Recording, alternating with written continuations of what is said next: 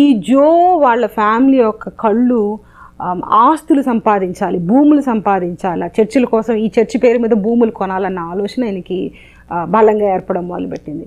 So ఆ ఆలోచనలో ఎన్నో ఆస్తులు పెద్ద పెద్ద ఆల్మోస్ట్ ఆంధ్రాలో చాలా సిటీస్లో, చాలా టౌన్స్లో, చిన్న చిన్న గ్రామాల్లో, తమిళనాడులో, ఇంకా ఇప్పుడు కొత్తగా వేరే రాష్ట్రాల్లో కూడా ఉన్నాయి కదా, బ్రహ్మాండంగా ఆస్తులు కొనేసి ఆ ఆస్తులు మొత్తం ఈ చర్చ్ పేరులోనే ఉంటాయి. ఈ చర్చ్ బోర్డు మెంబర్స్ అంతా వీళ్ళ కుటుంబమే, ఈ జాషువా డానియల్ ఈయన కుటుంబమే, బయట వాళ్ళని ఎవరు ఉండేవారు మెంబర్స్ లాగా.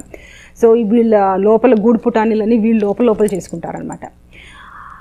అది కాకుండా ఈ చర్చిని కట్టే ప్రయత్నంలో వీళ్ళు ఏం చెప్పేవాళ్ళంటే, ఎవరైతే ఈ సాధారణ సువార్థికులు ఉన్నారు కదండి, వాళ్ళని ఈ ట్రైన్ చేసినాక మీకు స్థిరాస్తులు ఉండకూడదు, అదొక రూల్ అనమాట. ఇప్పుడు వీళ్ళ కాన్స్టిట్యూషన్లో ఉంది ఈ రూల్, నేను చెప్పింది కాదు. ఎవడైతే వచ్చి ఈ చర్చి